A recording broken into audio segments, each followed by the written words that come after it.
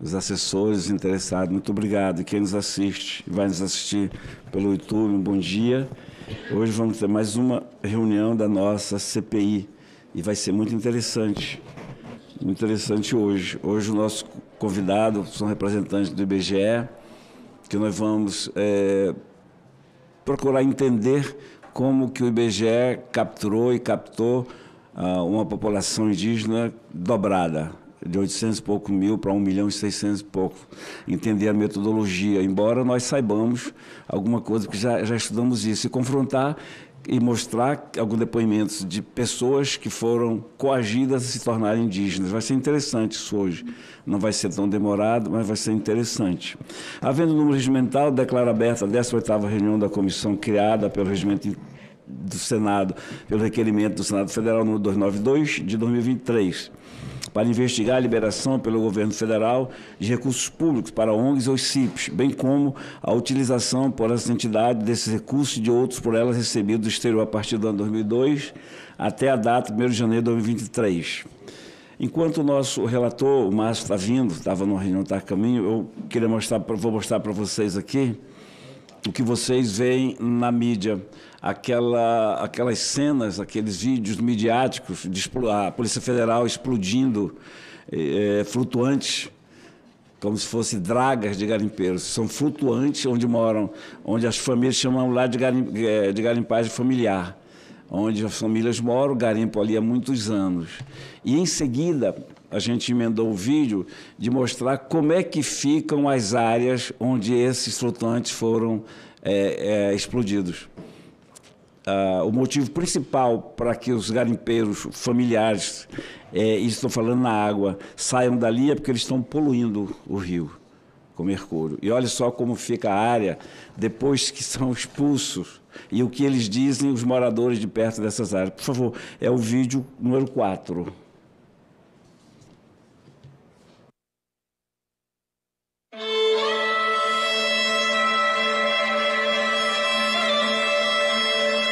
Acompanhamos de perto uma ação da Polícia Federal destruindo dragas de garimpeiros ilegais na região do Belmont, em Porto Velho, que acabou repercutindo no cotidiano da vida de centenas de famílias que vivem na beira do Rio Madeira e que dependem de suas águas. Além da grande seca do Rio Madeira, os moradores agora têm que lidar com a situação da poluição por conta do derramamento de óleo nas explosões dessas dragas. Confira agora nessa matéria.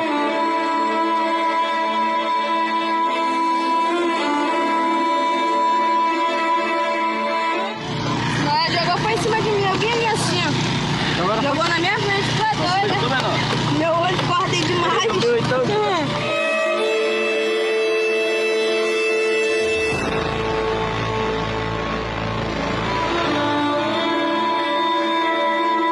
Tanta gente só de perdido aqui pescando. Dando graças a Deus que a água não estava poluída, pegando muito peixe, muitas famílias perdidas aqui. Agora como que vai pescar com essa poluição que eles estão fazendo no Rio Madeira? Olha aí, ó.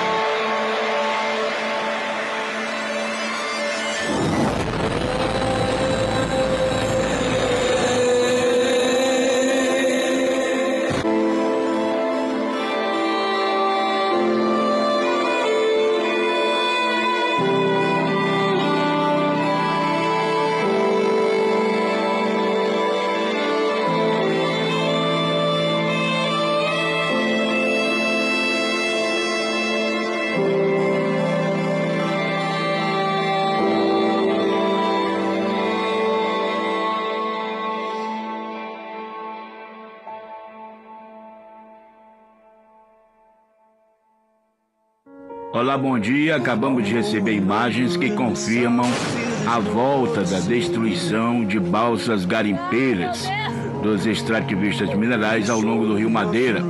Desta vez, a operação vem do estado de Rondônia, baixando o rio, e deve certamente chegar ao sul do estado, aqui pela zona de Humaitá.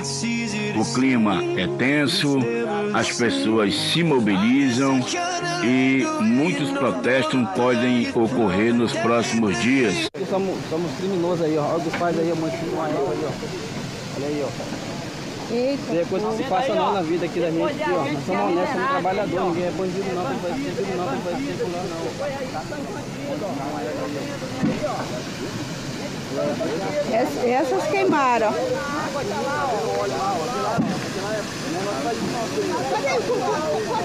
Aí explodiu de novo a outra lá, daqui, ó. Tá aí, eu acho que é suficiente. Eu acho que é suficiente. O que a gente está aqui querendo fazendo? Defendendo garimpeiro ilegal? Não é nada disso, garimpagem ilegal, nada disso. Esses flutuantes, pode observar, não são aquelas dragas enormes. São flutuantes familiares, é uma cultura que tem por lá, a gente chama de garimpagem familiar. Estão ilegais há esses anos todos. Agora, o que eles mostram aqui e lá fora é só a explosão, que é bonito, é midiático. Aquela explosão, explosando balsas, garimpeiros com suas dragas, é bonito, né? Mas o que fica, eles não mostram. E o que fica, o legado que fica, são os rios, aquela parte do rio poluída, e os moradores das proximidades, que não tem nada a ver, é que pagam esse alto preço da arrogância.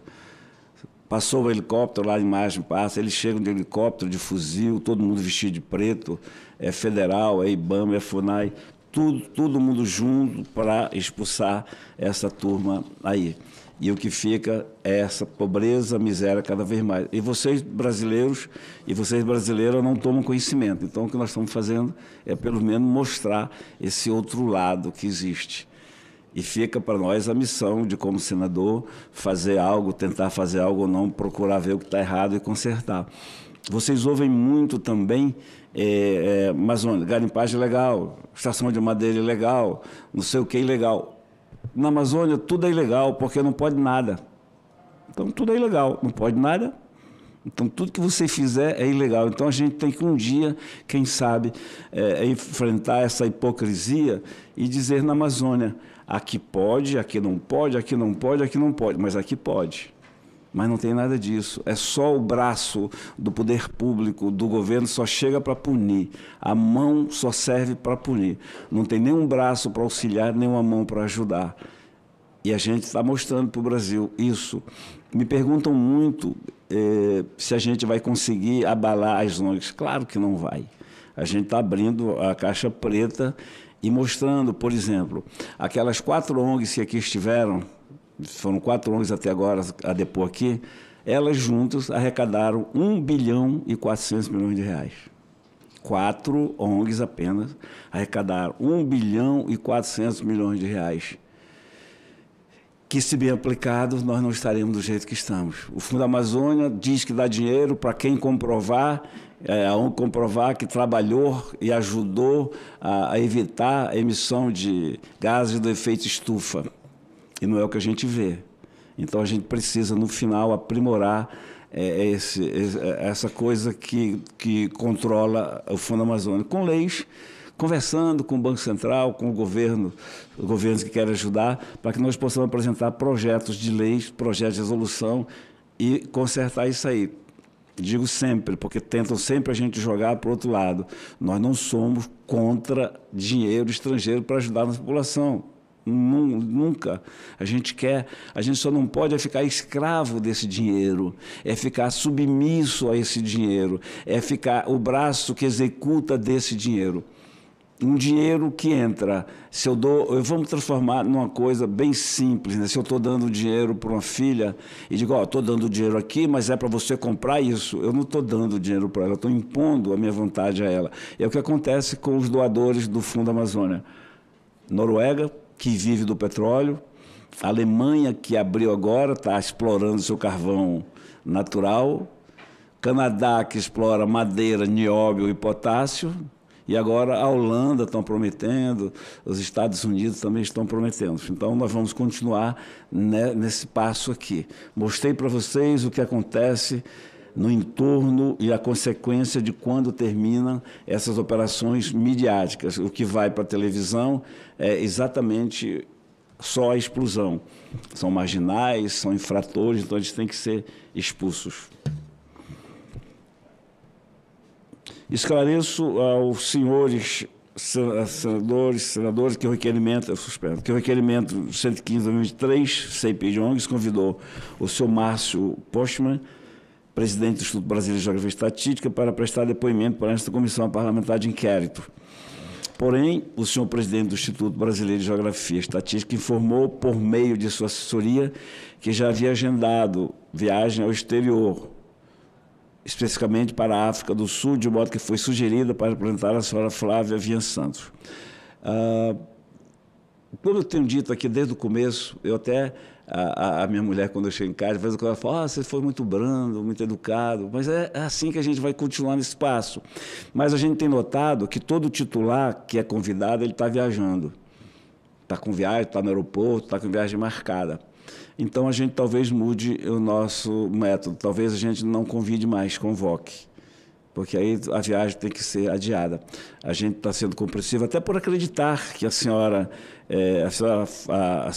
Flávia Vinhas Santos tem capacidade para expor, mas nunca é a mesma coisa. Então, por uma questão de trato, as perguntas serão as mesmas, a gente vai querer entender essa metodologia, ela certamente saberá explicar. Então, eu vou suspender por alguns minutos e a gente volta em seguida com a nossa convidada.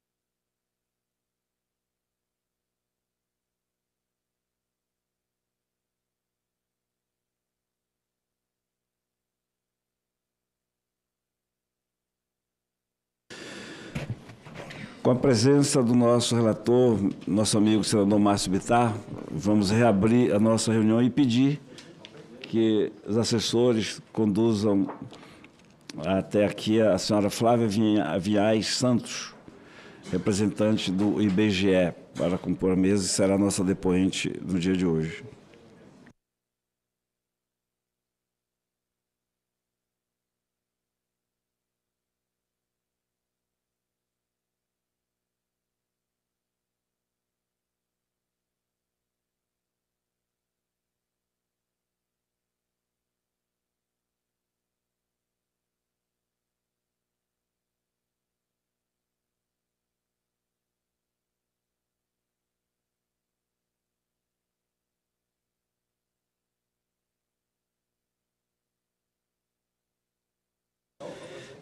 Nós vamos reiterar o que dissemos lá na sala.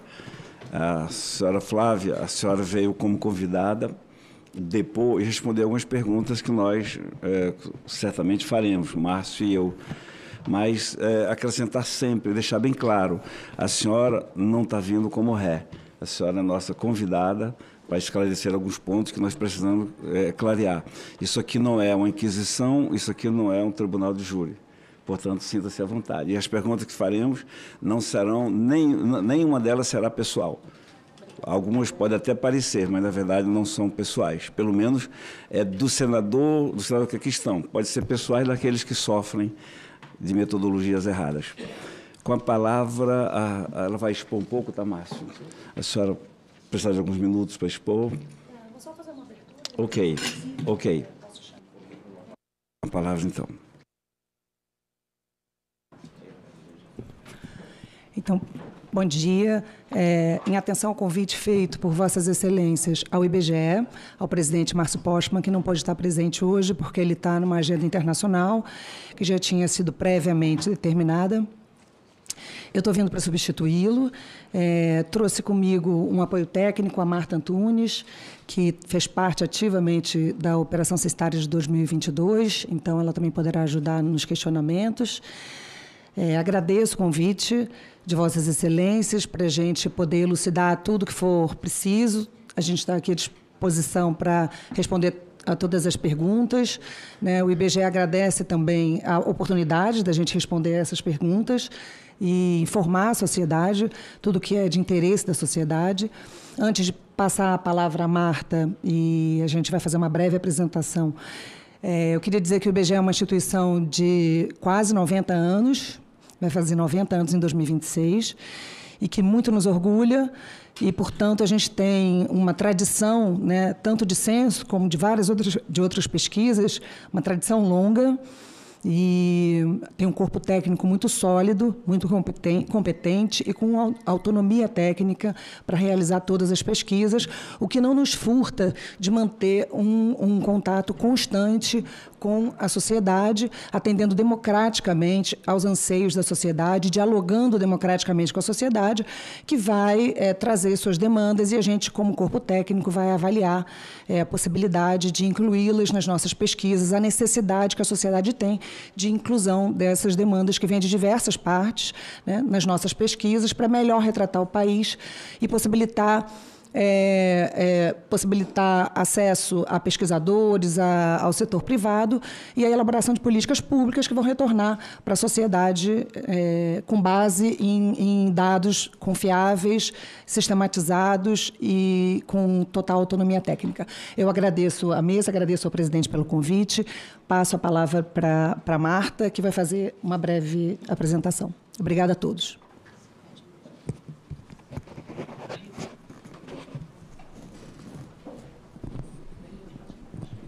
Com a palavra, então, a senhora Marta.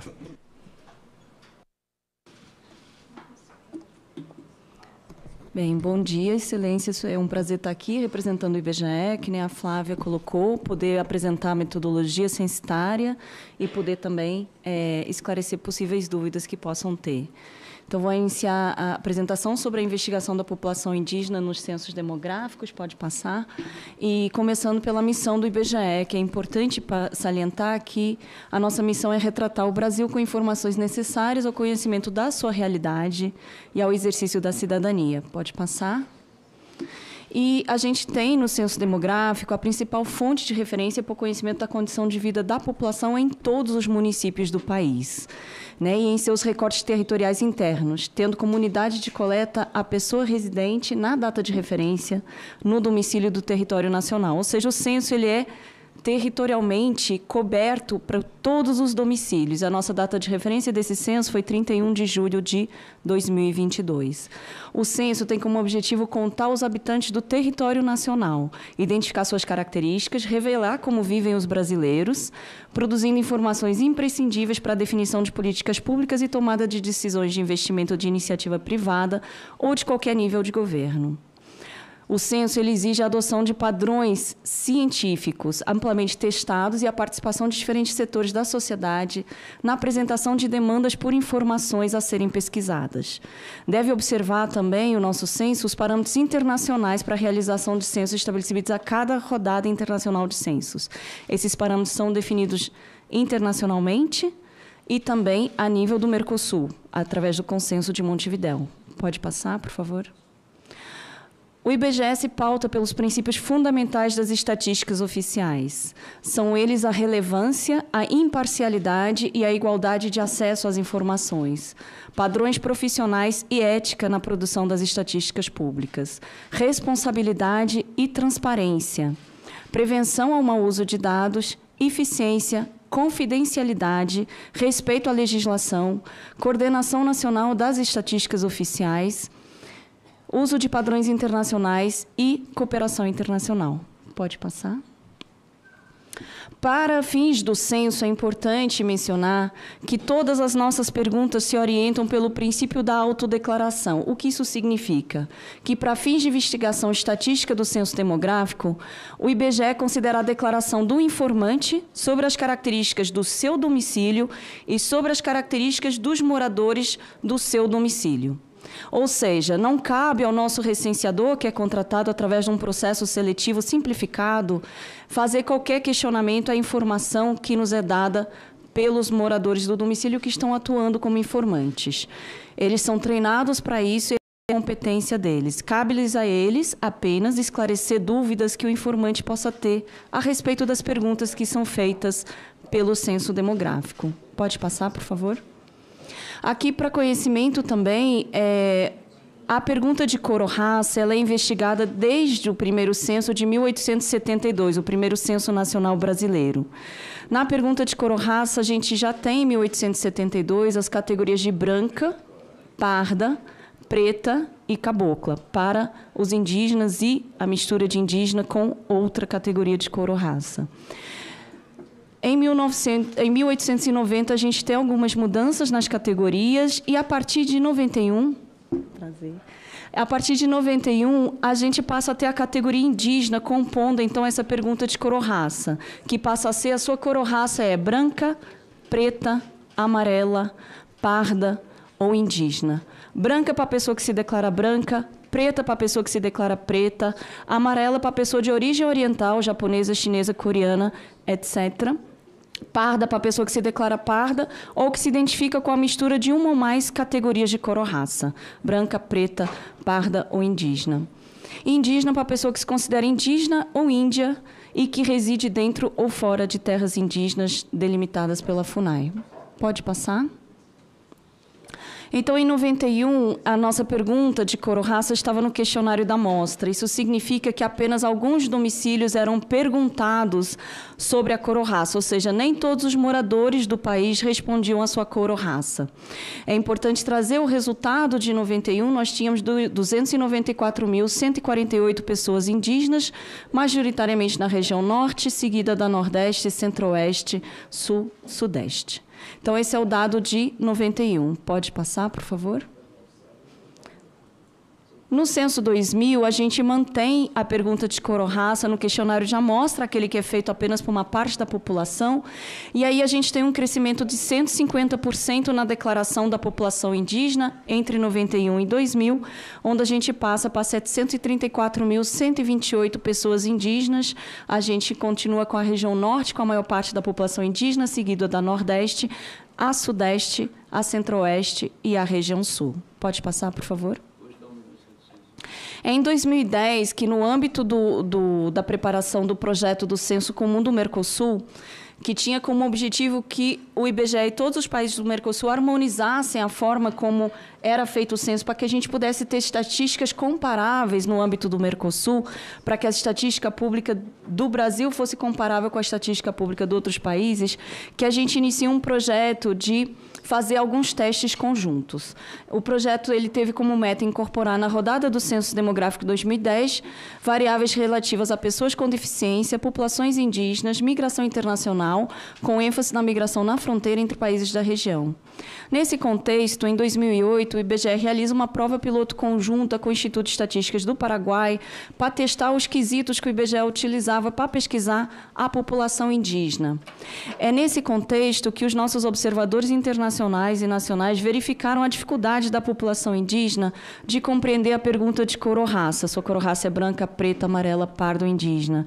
Embora a gente tenha pedido a autorização da aldeia, do cacique da aldeia para fazer o teste, explicado que a gente queria testar uma inovação do Censo 2010, que era a introdução de etnia e língua no questionário censitário, e ver como isso se comportava em campo, na hora que a gente fez a pergunta, sua cor ou raça é branca, preta, amarela, pardo, indígena, os 30 membros da família foram declarados como pretos.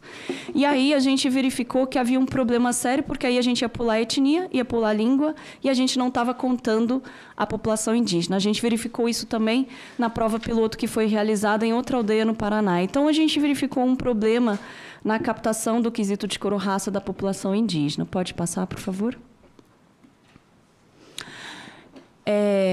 Eu já adiantei para vocês. Então, a gente, nessa data, decidiu começar a testar uma pergunta de cobertura que a gente levou a campo no censo de 2010, que é no caso da pessoa se declarar branca, preta, amarela ou parda, a gente faria uma pergunta que a gente chama de pergunta de cobertura, que é uma pergunta adicional, que não muda a resposta à primeira pergunta, mas que nos permite fazer uma pergunta que responde às recomendações internacionais, que é de perguntar a etnicidade de forma objetiva. Então, essa pergunta que a gente fazia já em 2010 é: você se considera indígena? Caso a pessoa respondesse que sim, além da cor ou raça que ela declarou, ela ainda tinha a informação que ela também se considerava indígena. Então, isso foi aplicado em 2010. Pode passar. O censo 2010 ele também inovou em relação aos censos anteriores, porque foi o primeiro censo em que a Fundação Nacional dos Povos Indígenas, que é responsável, o órgão público responsável pela política indigenista, apoiou o IBGE na compatibilização dos limites do que a gente chama de setores censitários. Setor censitário é a área de trabalho de um recenseador do IBGE. Todo o território nacional, só para compreensão, ele é dividido em setores censitários para que nenhum domicílio fique de fora, ou seja, para que nenhum pedacinho do território nacional fique sem receber a visita de um recenseador, ou seja, para que ninguém deixe de ser contado. Então, a partir dessa parceria, o IBGE aperfeiçoou a cartografia de referência. Então, se em 91 a gente tinha 449 áreas indígenas e 277 aldeias, em 2010 a gente levou para campo uma cartografia censitária com 526 terras indígenas já compatibilizadas com os limites da FUNAI, que é o órgão responsável por definir esses limites, né? E 1.329 aldeias indígenas, melhorando, então, a cobertura censitária nessas áreas. Pode passar, por favor? E aí o nosso questionário, a nossa pergunta de cor ou raça saiu do questionário amostral, ou seja, a gente deixou de fazer ela para algumas pessoas apenas e ela passou, então, para o questionário que é feito a toda a população residente no Brasil. Então, todos os moradores foram questionados branca, preta, amarela, pardo ou indígena em 2010. Caso a pessoa residisse numa terra indígena e se declarasse branca, preta, amarela ou parda, além dessa contabilização da sua cor ou raça, a gente perguntava se ela se considerasse indígena. Caso ela se considerasse indígena ou se declarasse de cor ou raça indígena, então a gente fazia investigação de etnia indígena, língua indígena falada no domicílio e se também fala português no domicílio. Pode passar, por favor? E aqui os resultados, né? Então, para a gente chegar no total da população indígena, a gente não usa apenas o quesito de cor-raça, a partir de 2010. A gente usa os dois quesitos, o cor-raça, que aí pega quem se declarou indígena no cor-raça, e soma com quem se considerou indígena no se considera. Aí, como resultado, 78.954 pessoas não declaradas indígenas no quesito de cor ou raça, mas que se consideraram indígenas, representou 8,8% do total de pessoas indígenas no censo 2010. Considerando-se apenas os indígenas que residiam nas terras indígenas, que foi onde a pergunta abriu em 2010, 15,3% das pessoas indígenas que residiam em terras indígenas se declararam a partir da pergunta se considera indígena. Pode passar. E é importante, então, falar como que a gente fez o planejamento para o Censo 2022, que é o alvo também de atenção aqui dessa reunião com vocês. Então, a gente inicia o planejamento em 2016, né? Esse planejamento ele parte do que deu certo, ou seja, as boas práticas do Censo 2010, e o que precisaria melhorar em relação a 2010 para 2022. Esse início de planejamento ele é feito numa reunião onde os principais produtores e usuários de estatística pública estão presentes, principalmente órgãos governamentais, e onde a gente analisa o censo 2010 e avalia o que precisa melhorar para o censo seguinte. Entre 2017 e 2018 são feitos os testes de questionário. Por quê? A sociedade participa da consulta, né? Primeiro, em 2016, os órgãos públicos. Em 2018, a sociedade como um todo, através do nosso website, faz demandas para o IBGE de temáticas que devem ser abordadas no censo. E aí o IBGE precisa, tecnicamente, definir o que é viável pesquisar num censo, que metodologia usar, e precisa testar. Estes testes iniciam em 2017 e passam para 2018. Em 2019, a gente tem a definição do questionário censitário e a gente tem, então, os testes operacionais, que a gente chama de censo experimental, onde a gente testa o treinamento, o planejamento, toda a forma de fazer o censo, as perguntas já estão fechadas e a gente testa toda a operação, inclusive a apuração preliminar. Entre também 2018 e 2021, a gente trabalha a cartografia censitária, que é a classificação de todos os setores censitários nas suas tipologias. Quais são os que têm predominância indígena, predominância urbana, rural, etc. A gente faz a coleta em 2022 e até dezembro de 2022, 97% dos setores indígenas estavam coletados. A gente precisou apenas em 2023 do apoio de helicópteros para fechar a operação especial na terra indígena Yanomami e o IMP, que era onde estava faltando fazer o censo, né, por falta desse modal de acesso.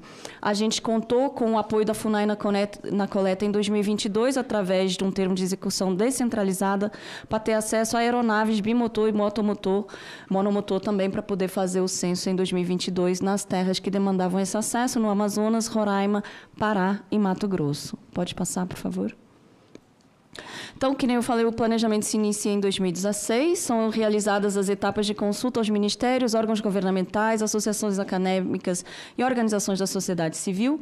No que se refere ao recenseamento dos povos indígenas, os órgãos principais que apoiam o IBGE é a Fundação Nacional dos Povos Indígenas e a Secretaria de Saúde Indígena, ligada ao Ministério da Saúde, que são os órgãos que têm atuação local mais capilarizada e também as informações mais detalhadas sobre a localização dos povos indígenas, e também as organizações indígenas.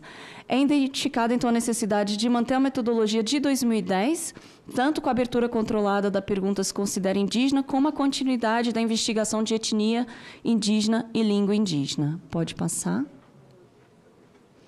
A gente segue, então, as recomendações internacionais da CEPAL, né, para a rodada de 2020.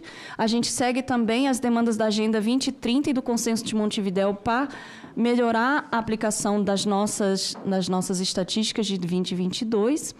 A gente utiliza também bibliografia especializada que ressalta as experiências dos censos da Costa Rica, do Chile e do Paraguai, que tiveram bons resultados na rodada de 2010, pelos seus processos de consulta no momento de formulação de questionário e divulgação do censo junto aos povos indígenas. E a gente usa também exemplos de outros países que contam com a participação da população indígena para facilitar o acesso, o percurso aos seus territórios durante a realização do censo, como a Austrália, Nova Zelândia, além do Canadá, Equador, Guatemala e Colômbia. No que se concerne à redação da pergunta a ser aplicada nos questionários, as recomendações são muito consensuais, de que ela precisa ser o mais direta e imparcial possível, aplicada a todos os moradores, ou seja, sem nenhum filtro que se responda para todos ao mesmo tempo do domicílio. Ou seja, vai perguntar um a um como cada um se identifica em relação ao seu pertencimento étnico. Pode passar. Então, o Censo Demográfico 2022, ele contou com uma participação mais ativa da Fundação Nacional dos Povos Indígenas. A Fundação Nacional dos Povos Indígenas, a FUNAI, ela é corresponsável no seu estatuto pela realização do Censo Demográfico junto aos povos indígenas. E a gente construiu também uma sala de situação para que houvesse um monitoramento em tempo real da coleta, considerando que, ao longo da coleta, a gente coleta as coordenadas dos domicílios visitados e a gente pode também ir vendo se os dados estão vindo mais ou menos adequados às expectativas e aos registros administrativos existentes nos órgãos que atuam com essa população. Em maio de 2022, o presidente da FUNAI, o Marcelo Augusto Xavier da Silva, define, então, quais seriam as atribuições das equipes da FUNAI durante o censo, que são basicamente de facilitar o acesso, percurso e saber como chegar, ter os meios logísticos para chegar em todas as aldeias, em todas as terras indígenas do país e nos ajudar com qualquer dificuldade, recusa, etc., que a gente pudesse encontrar durante o recenseamento. É importante ressaltar que o recenseamento nas terras indígenas teve a menor taxa de não resposta do censo, 1,7%. A nossa taxa de não resposta do censo, como um todo, é cerca de 5%. Então, essa facilitação do apoio da FUNAI foi essencial. Pode passar, por favor? Não, está quase terminando. Pode passar, por favor? Aqui a gente mostra também o apoio que a gente teve na atualização da nossa cartografia censitária, que é uma das perguntas da CPI, inclusive, para o IBGE. Né? A gente verificou que, embora a FUNAI e a CESAI sejam os detentores da maior parte das informações da localização de aldeias, comunidades indígenas, terras indígenas, a gente sentia dificuldade com algumas áreas onde a gente não tinha muita informação. Então, em 2017, a gente reúne os órgãos indigenistas, a gente reúne outros órgãos públicos e a gente reúne também algumas organizações da sociedade civil para nos passarem insumos que nos permitissem, então, analisar a viabilidade e onde estariam localizadas as aldeias através de um trabalho que o IBGE faz de análise de geosserviços, que são imagens satelitais de alta resolução, onde a gente verifica se esses pontos que nos são passados pelos diferentes órgãos, eles procedem, se realmente a gente tem domicílios a ser visitados nesses locais, com o objetivo, então, de que a gente não deixe nenhum domicílio de fora. Pode passar, eu estou terminando. E aqui é o resultado desse trabalho conjunto com os diferentes órgãos, com os apoios também das associações acadêmicas, da sociedade civil, que é uma melhoria da nossa cartografia, que é importante não só para o retrato dos povos indígenas, mas é importante para o retrato da população como um todo. Porque se a gente não souber onde estão todos os domicílios do país, a gente vai deixar de fora pessoas, aí vai ter menos gente nos municípios, menos gente nos estados também como um todo. Pode passar? E essa aqui é o nosso questionário de 2022, ele é igual ao de 2010, né? Só para ciência das vossas excelências, pode passar. E aí o resultado, né? A pergunta de Coronraça, ela foi responsável por 1.226.438 pessoas. A pergunta se considera indígena foi aberta para 18 milhões de pessoas, 18,7 milhões de pessoas, e apenas 2,5% responderam afirmativamente, né? 467.097. Para a gente saber dessa variação que a gente teve de 88,8% no total de população indígena, o que é que se deve a crescimento demográfico, a gente precisa aguardar a divulgação dos quesitos de fecundidade, mortalidade e migração. São eles que vão nos explicar também a mudança da população indígena de dentro de terras para fora de terras, do interior para as capitais dos estados. Então, essa mobilização que a gente percebeu em campo, que a gente só vai ter com esses quesitos, e saber também se a expectativa dos demógrafos de que o crescimento vegetativo dos povos indígenas seja em torno de 20%, 25%, realmente se sustenta. Então, essa informação a gente só vai ter mais para frente. Pode passar. E aqui os resultados, né, que vocês veem que se mantém a estrutura de 2010, apenas com aumento de totais absolutos. Pode passar, por favor. E a variação, né, que a gente tem entre os censos, se vocês veem agora, olhando de 91 até agora, a gente tem em 91, 294, em 2000, 734 mil, 2010, 896 mil, e 2022, 1.693.000. Pode passar, por favor? A grande variação que a gente tem no censo entre 91 e 2000, que a gente tem um crescimento de um aumento de 150%, a gente tem um decréscimo, é o último slide, a gente tem um decréscimo em contexto urbano entre 2000 e 2010, a gente tem uma diminuição de valor absoluto de população indígena em contexto urbano, mas a gente mesmo assim tem um crescimento de 22,2% entre o censo 2000 e 2010, e agora de 2010 para 2022 a gente tem esse aumento de 88,8% no total de indígenas, o que, de certa forma, responde à crítica que o IBGE teve em 2010, que foi uma subnotificação da população indígena fora das terras indígenas. Pode passar para a gente finalizar. E aí, a pergunta que também foi feita pela CPI ao IBGE, as variações a que se devem. Primeiro, a autodeclaração de pertencimento étnico, é importante salientar que é influenciada pela situação da entrevista, pelo contexto sociohistórico e territorial local, regional e nacional, podendo implicar em subnumerações identificadas em censos anteriores. Os povos indígenas vêm também alterando a sua relação com o Estado ao longo dos últimos anos, o que tem consequências sobre a declaração do pertencimento étnico e racial. A gente padronizou os nossos questionários com os cadastros de acesso à política pública já faz algum tempo, então a pergunta de cor-raça passou a ser mais conhecida do que era em 2010. A população indígena possui trajetória demográfica própria, caracterizada por recuperações demográficas que exigem um monitoramento diferenciado.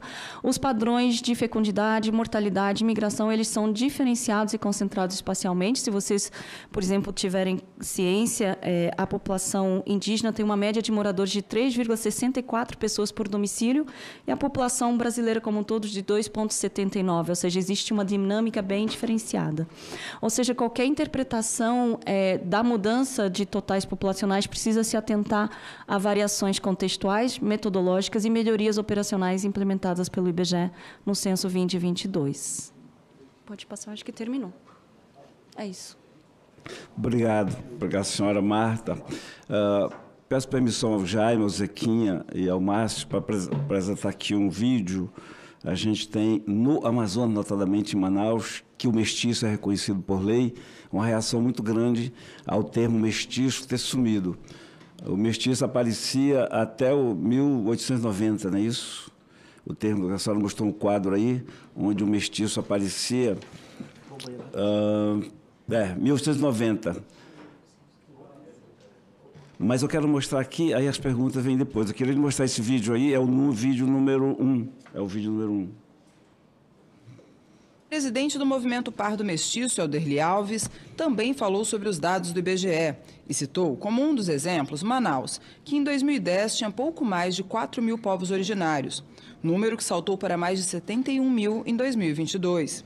E diz que a mudança é fruto do aliciamento da população mestiça em troca de benefícios. Em seguida, exibiu o depoimento de uma moradora do estado. O pessoal passando por aqui querendo transformar os mestiços em indígenas, por causa de benefícios.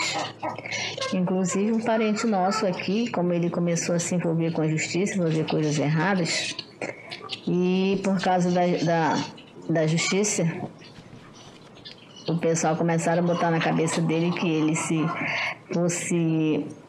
passasse índio, ele ia se livrar da justiça porque tinha advogado de graça e ele não ia ser preso.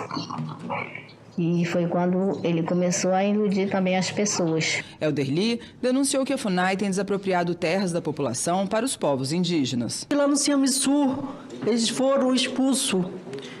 E na época Dilma deu um kit lona e mandou eles 3 mil famílias para a beira da estrada. E deu para 400 índios o local do Ciamiçu. Nós do Amazonas, se fomos expulsos, nós não temos estrada. Lá a gente mora na beira do rio. Nós vamos morar o quê? Aonde vamos morar? Dentro do rio? Hoje, como não há processo de demarcação, eu viro indígena, crio uma associação indígena e aí eu vou lá na FUNAI pedir que haja demarcação nessa área. É o caso, inclusive, onde está o potássio. Lá uma família virou indígena, aí botou uma placa lá, associação indígena tal, e aí agora requer que seja transformado em área indígena. Senhora Marta, no Amazonas é muito grande, viu? Muito grande mesmo. A senhora a senhora participou de um seminário chamado Não Sou Pardo, Sou Indígena, o Pardismo em Debate. A gente tem um vídeo da senhora aí, mas eu queria que a senhora explicasse para a gente isso. Eu não sou pardo, sou indígena. Uhum. Tem gente que insiste em ser pardo, né, que diz... O que a gente tem aqui, esse é o nosso questionamento, as instruções dadas ao entrevistador do IBGE determinam o quê? Quando o informante de pele clara responde que sua cor raça é preta, isso não deve ser questionado. Eles instruem para isso. Assinala-se a alternativa preta. No entanto, quando a pessoa se declara morena, algo que todos entendem como quase sinônimo de pardo, as opções devem ser relidas pausadamente. Não ficaria claro aí que existe um viés na escolha opção preta? A senhora viu um depoimento. Eu posso lhe trazer 100 depoimentos. Só trouxe um. É minha região. É minha região. Isso aí eu vi, não só chegou para mim. E a pergunta que fica é essa, eu queria entender por que o termo mestiço sumiu. Em 1890 existiu o mestiço. Hoje tem pessoas no Amazonas, no Brasil inteiro, que se declaram mestiças. Há uma luta, inclusive, para que seja colocado de volta esse termo. Então, eu queria que a senhora me falasse sobre isso. Eu não queria mostrar o vídeo da senhora que tem aí. É um vídeo, acho que nesse seminário aí. Primeiro entender por que os mestiços sumiram e depois entender por que essa indução existe. Eu até acredito que o IBGE, na sua forma, no seu questionário, não faz isso, mas na prática é o contrário. E mais, com a presença de indígenas. Lá, quando vai, o IBGE leva também um indígena para reconhecer na área indígena. Outra coisa, eles determinam e valorizam uma terra, um terreno. Onde tem índio, tudo bem. E onde não tem índio, tem pardo e mestiço, mas aquela área é boa para ser solicitada lá na frente, a porca torce o rabo. Senão vai ser procurado, tem problema na polícia e o escambau. Isso é coisa minha, tá bom, senhora? Eu só queria que a senhora explicasse só porque o termo mestiço sumiu e o que a senhora quer dizer que não sou pardo, sou indígena. Obrigada pela pergunta. O termo mestiço ele apareceu apenas no censo de 1890 para substituir o termo pardo. Ele não funcionou bem para a população, então ele voltou ao termo pardo nos censos seguintes. Até hoje, a população mestiça ela vem usando o termo pardo como o termo que se aproxima mais de como ela se identifica. Em 2012, a gente fez uma pesquisa de percepção do pertencimento étnico e cor-raça, onde a gente testou possibilidades de mudar as categorias de cor-raça, mas elas não foram conclusivas e a gente não chegou a uma terminologia. E em 2016, quando a gente fez então essa consulta aos produtores e usuários de estatística pública, os órgãos eles pediram para a gente manter a cor-raça igual entre os dois censos, para a gente poder manter uma comparabilidade, considerando que era a primeira vez que ia estar 2 vezes seguidas numa década no questionário básico, que permitiria, então, fazer as estimativas populacionais. Então, o termo mestiço, respondendo à sua pergunta, ele entrou apenas em 1890, né? Antes até do IBGE existir, ele nunca mais voltou. Hoje, o termo que a gente tem, que atende essa população, é cor-raça parda. Exagerando um pouco, mas ecoando o grito dos mestiços, eu poderia dizer que o IBGE extinguiu os mestiços? Não, a gente não tem essa categoria. Mas ele não existe hoje o mestiço mais, existia. Hoje não existe mais porque o IBGE resolveu não colocar mais. Eu vou exagerar, eu poderia dizer que o IBGE extinguiu os mestiços do mapa do Brasil? Tem como responder. Tá bom. O que a senhora quer dizer que eu não sou pardo, sou indígena? O seminário Não Sou Pardo, Sou Indígena, o IBGE foi convidado a participar porque o movimento indígena tem uma crítica muito grande à categoria pardo. Então, eles pediram para a gente explicar o que é a categoria, por que o IBGE mantém essa categoria no cor-raça, porque eles alegam que o fato da gente ter a categoria pardo diminui a quantidade de indígenas no país, né? Então, o papel do IBGE foi de explicar as categorias de cor-raça, como que elas funcionam e quais são as definições de cada uma delas. Que é senador Zequinha e senador Jaime. Primeiro, senador Zequinha, desrespeitando a hierarquia do nosso vice-presidente, senador Zequinha.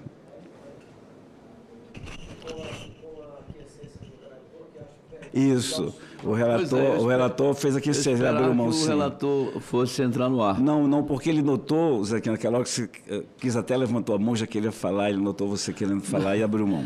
Eu preciso deixar claro na minha cabeça algumas coisas. Eu cheguei, já estava acontecendo, né? Peço desculpas, estava numa luta ali fora com algumas questões. Mas primeiro cumprimentar nosso presidente, nosso relator, o colega Bagatoli, e o IBGE, que está aqui. De todos os censos esse último censo, questão indígena à parte, depois a gente cuida dela.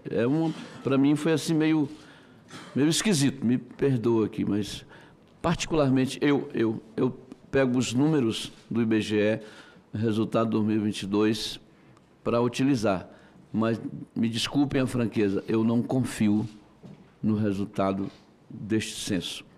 Lá no meu estado, não sei o que acontecia, mas tem município que estava com 70 mil habitantes, todo mundo não sabia, ou todo mundo sabia que não tinha 70 mil habitantes, que tinha 40, 50 mil habitantes, e caiu mais ou menos dentro dessa margem. Está ótimo. Mas eu vou até citar o nome aqui, 2 municípios, Rondon do Pará e Jacundá, ficam próximos mais ou menos. A gente aposta qualquer coisa que uma dessas 2 cidades não tem como não ter em torno de 50 mil habitantes. Não tem. Pode ir para lá conferir. E elas estão hoje, se não alteraram, com 30 e poucos mil habitantes. Certo? Então, como é que se explica isso? Lá no estado a gente não via o IBGE trabalhando. Eu acho que 40%, 50% da população não recebeu o rapaz do censo lá. Mas depois vê isso, né? Sei que foi muito, muito estranho o último censo. A gente acompanha todos os outros e tal, e esse agora nos trouxe assim, uma insatisfação muito grande. Mas eu queria, doutora, lhe ouvir com relação a essa questão cor e raça. O que é cor e o que é raça? Se para o IBGE é tudo a mesma coisa, vocês classificam isso, não é? Como é que isso encaixa num censo? Não é? Porque sou aqui, tenho minha cor relativamente branca, eu, Bagatoli e tal, mas a minha raça é uma coisa, do meu ponto de vista, e a minha cor é outra coisa, não é? Aí vem para um outro ponto que eu acho interessante.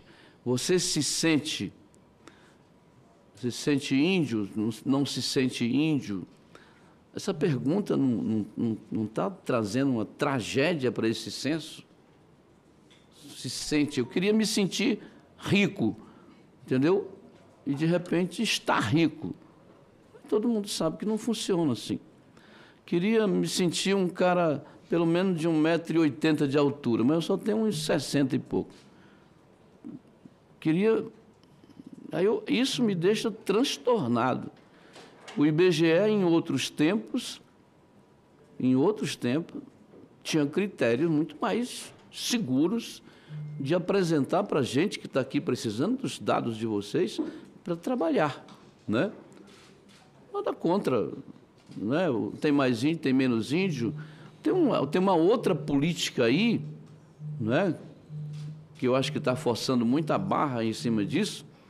Por exemplo, a corrente liderada pelas ONGs quer transformar tudo em índio.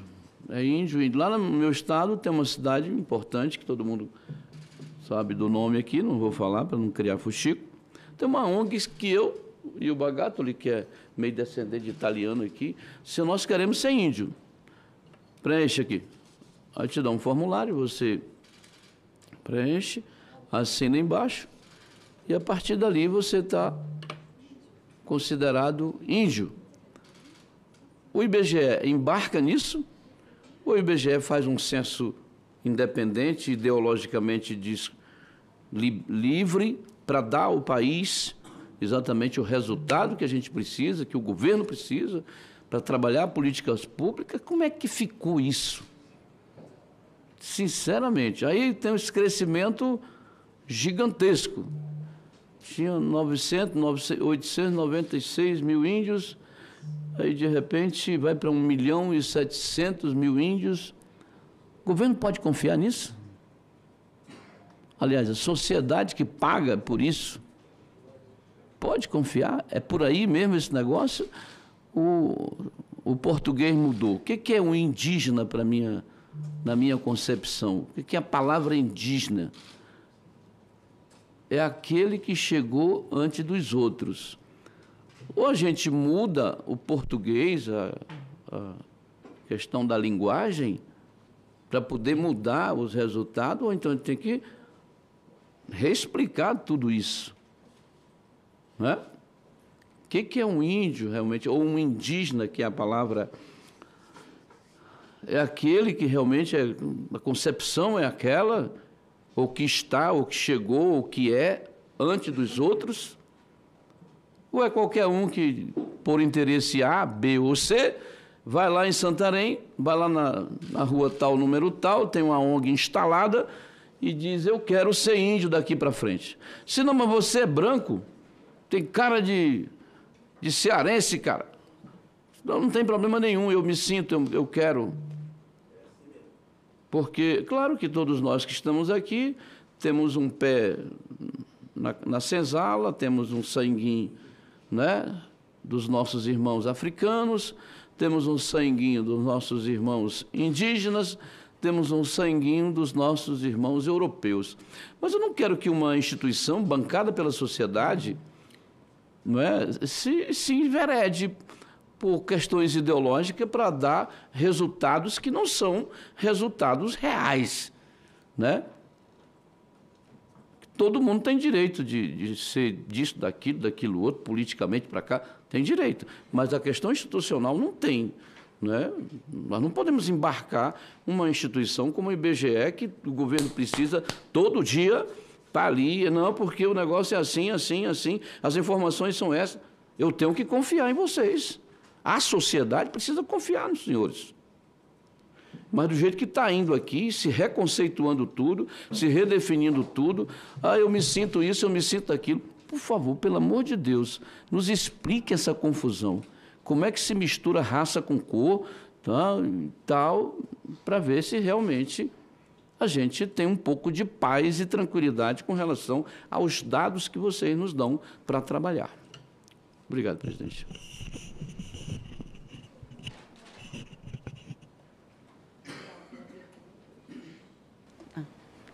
Obrigada pela pergunta, senador.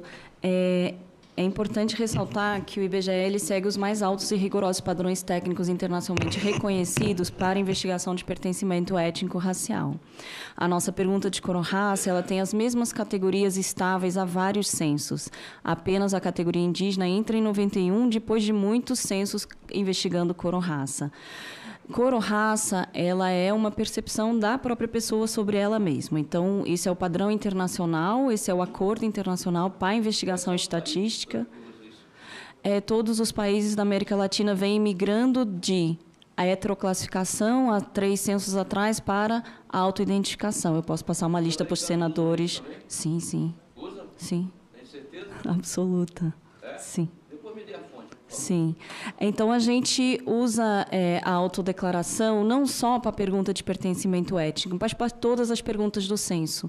Eu não tenho como fazer um censo se eu pedir o contra-cheque quando eu peço o rendimento da pessoa, se eu pedir o diploma de graduação, se eu peço qual é a escolaridade, em que curso a pessoa se graduou. Então, para eu poder fazer estatística pública, eu preciso trabalhar com a declaração em todos os quesitos. Isso quer dizer que eu estou dando informação automaticamente para a ação de política pública? Não. A estatística pública, ela é um retrato que orienta depois as definições de política pública. Em relação a indígenas, né, qual é o parâmetro, de onde vem a pergunta, por que a pergunta se considera indígena é construída, ela também vem das recomendações internacionais que orientam que a gente tenha uma pergunta mais objetiva. É importante salientar que em muitas línguas indígenas não existe tradução para a pergunta de cor ou raça, né? Então, as categorias de cor ou raça não têm tradução em várias línguas indígenas. Por exemplo, principalmente recente contato, você transforma em indígena e não indígena. Então, branco funciona, indígena funciona, mas preto, pardo, amarelo é difícil. A gente tem que traduzir as categorias. A gente tem uma orientação internacional que as melhores formas de perguntar é se a pessoa é indígena, se a pessoa pessoa se reconhece como indígena ou se a pessoa se considera indígena. Em 2010, a gente fez os testes e se considera indígena foi a que funcionou melhor aqui no Brasil, ela foi adotada. Sobre a sua pergunta sobre o que o IBGE considera indígena, é a pessoa que se declara como indígena ou como índia. A gente não faz...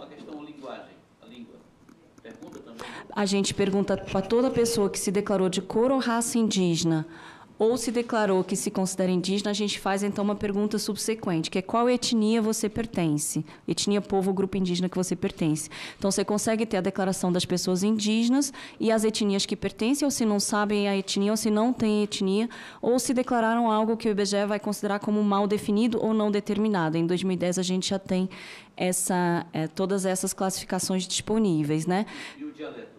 A língua indígena, a gente pergunta se a pessoa que é declarada como indígena se fala a língua indígena no seu domicílio. Caso a pessoa responda que fala a língua indígena, a gente investiga qual a língua indígena que é falada. Então, a nossa estatística em 2010 trouxe... E se ele não falar a língua indígena? A gente bota que não fala a língua indígena. Não, mas se ele... é índio. É isso que eu estou entendendo, Zequinha. Se ele não falar, mesmo com o Rani não falar, dá para anular a condição dele de indígena? Se ele trouxer 100, 20, 100 pessoas nesse caso, que são indígenas, mas não sabem falar a linguagem?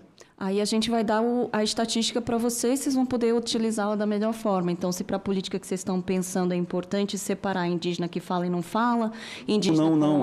A senhora acabou de dizer que para se reconhecer como indígena tem que falar qual etnia que o senhor pertence. Não, a pessoa, desculpa, vou deixar mais claro. A pessoa que se declara de cor ou raça indígena ou que se considera indígena, ela responde essas perguntas. Aí a gente dá a estatística do total de indígenas que pertencem à etnia tal, ou que não tem etnia, ou que não sabe etnia, ou que declarou uma etnia mal definida ou não determinada. E a gente também dá o total de indígenas que falam e não falam língua indígena. Então, a gente dá toda essa estatística, 2010 ela já está disponível com todos esses recortes. Então, possível para os senhores analisarem do universo indígena qual é a etnia que tem mais indígenas, quais são o total que não soube informar, ou que não tem... Me permita mais um parênteses, quer dizer, eu tenho aqui 1.700.000 índios, né? Mas eu tenho exatamente o número de índios que falam sua língua e o número de índios que não falam sua língua. É isso que eu tenho? Você vai ter, esse dado vai estar disponível para a sociedade no início do ano que vem. A gente está terminando os tratamentos de codificação. Só para explicar para os senhores, é uma parte que vem o texto, a gente tem que trabalhar, o que não vem, mas esse dado ele é disponibilizado no início do ano que vem. Assim como você está. Espera assim como você está. Como você está, Zequinha? Mais alguma pergunta, senador Zequinha, para eu passar para o senador Jaime? Mas depois pode voltar, se quiser, Zequinha. Estamos aqui só nós, senador Jaime Bagato. Cumprimentar aqui o senador Lino Valério, presidente dessa CPI, o Márcio Bittar, a Marta, representando aí o IBGE. Marta, eu quero dizer para você o seguinte, essa questão de mestiços, pardos, eu sou de uma região onde, inclusive, foi votado o marco temporal pelo Supremo Tribunal Federal, é daquela reserva de Santa Catarina, onde se alega que tem um pouco mais de 2.000 índios lá. E digo para você, índio mesmo, lá naquela reserva hoje, se tiver uns 450, 500 índios. Os outros são mestiços e pardos. E se levou uma reserva daquela, de 14 mil e poucos hectares para 37 mil hectares. Isso com a decisão do Supremo, derrubaram agora, votou-se o marco temporal, agora no Senado, já tinha sido votado na Câmara. E dizer para você o seguinte... Vocês viram o que aconteceu, não sei se acompanharam pela rede social, pelo jornal, que a grande mídia não mostra também, né, o que aconteceu. Aquela região foi construída 3 barragens para defender a cidade de Blumenau. 3 barragens foi feita, presidente. Uma em Tuporanga, uma no Taió e uma em José Boatê, que é o município que eu nasci. Não tem nenhum representante, nem um deputado federal, nem um senador de Santa Catarina aqui em Brasília, que conhece tanto aquela reserva quanto eu conheço. A reserva do Chopin. Hoje, só para você entender, presidente, Uma reserva só está dividida em 6, 7 caciques. Nem os caciques se entendem dentro da reserva. E hoje, é igual eu falei, a maior parte são mistos e pardos, mestiços e pardos. E dizer para você o seguinte, olha o que aconteceu agora no final de semana. Aonde foi construída a represa, presidente, é totalmente fora da reserva. E na década de 70, quando foi construída, aquilo houve audiência pública, aquilo foi para defender uma população. Blumenau tem mais de 300 mil habitantes. E hoje, as pessoas, ninguém mais tem respeito. O governador de Santa Catarina teve que ir com a polícia. Vocês viram, quem acompanhou e viu o confronto entre a polícia com os indígenas. Os caciques saíram de frente, deixaram as crianças e as mulheres. É um absurdo o que está acontecendo hoje pelo Brasil afora. E outra coisa, aquilo lá foi dado todas as garantias, todas as condições que os indígenas exigiram. Sempre foi dado.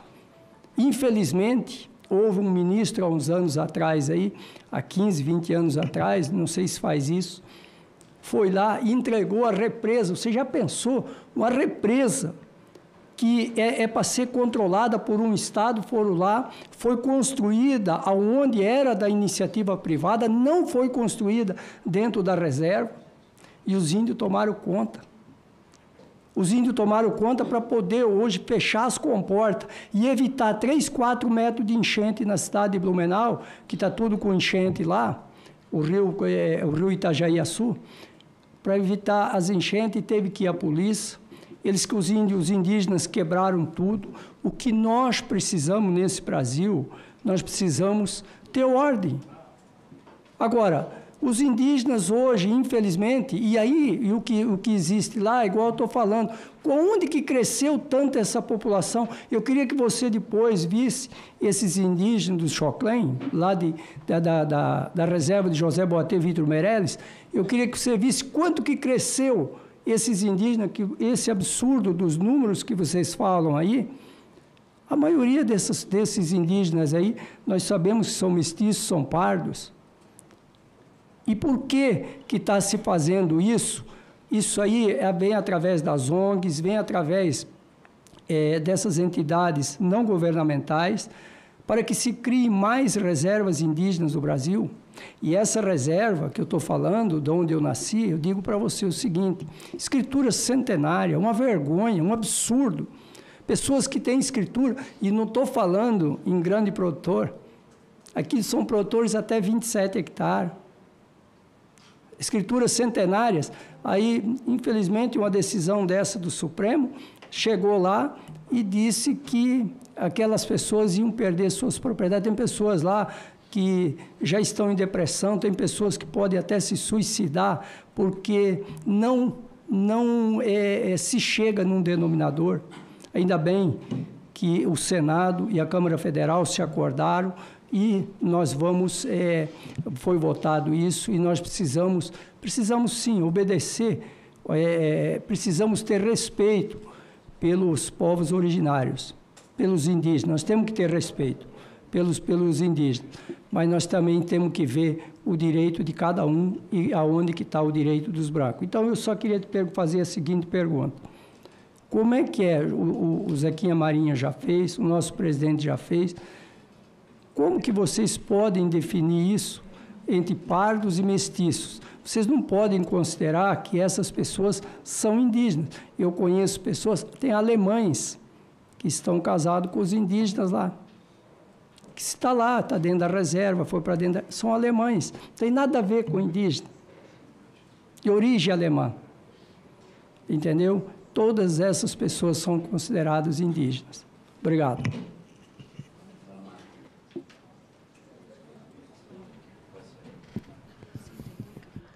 Não, Excelência, eu acho que é importante a gente saber que a gente não define as pessoas, não é o IBGE que define as pessoas, né? Se elas são indígenas, se elas são pretas, se elas são pardas. Elas se autodefinem, inclusive em todos os quesitos, como a Marta apontou agora há pouco. Uma outra questão é que, se a gente quer manter as estatísticas comparáveis, né, a nível internacional, a gente precisa adotar algumas categorias, né? Ou você preza pela comparabilidade, ou você preza pela representatividade. A gente poderia ter 1 milhão de categorias para cor ou raça, né? O Brasil é um país absolutamente mestiço, e cada um se autodenomina com vários... né, tem várias autodenominações, né? Só que isso, para a estatística, é impossível. Primeiro, que você não conseguiria comparar com outros países, né, se a gente utilizar categorias distintas. E, segundo, você não conseguiria nem agregar grupos, né? Então, a gente tem que entender que a pesquisa...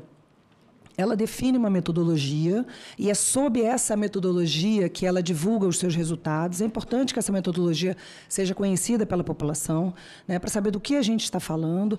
A pesquisa passa por vários testes, por testes cognitivos, ou seja, um censo, como a gente costuma dizer, né?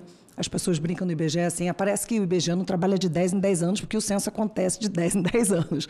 Mas não é, a gente fica 10 anos planejando o censo seguinte, né? Quer dizer, no meio da década seria ideal que tivesse a contagem, então a gente não para. Então a gente fica o tempo todo fazendo vários testes, a gente vai a campo várias vezes e vê quais são as categorias melhor aceitas, melhor compreendidas pelo público, porque, eventualmente, né, nós, enfim, que tivemos acesso à escolaridade, ou que temos uma renda melhor, temos um vocabulário que é distinto do vocabulário de uma grande parte da população brasileira. Então, a gente tem que se adequar também a essas categorias que a população brasileira entende e se identifica. Então, é sob esses quesitos que a gente trabalha no IBGE. Não é a gente que define as pessoas assim, elas se autodefinem, né? A Marta já falou anteriormente que as pessoas podem se definir pardas, pretas, indígenas, ou não se, pardas, pretas e brancas, e depois se autodefinirem também indígenas, né? Então, existe uma série de possibilidades e a gente só divulga essas estatísticas. Cada instituição, ou política pública, ou governo, ou instituição privada, ou pesquisadores, utiliza isso da forma que achar mais apropriado, de acordo com os seus interesses. Interesses que eu digo são interesses nobres mesmo, né? O que eu quero, qual é o meu foco nessa pesquisa, qual é o meu foco nessa política pública. E aí as pessoas têm uma série de informações que elas podem utilizar de forma desagregada e tal. Então, assim, só para deixar claro que não é o IBGE que define as pessoas, o IBGE define a metodologia, tenta atender às recomendações internacionais, tem autonomia técnica, obviamente, porque a gente tem diversidades distintas de outros países, né?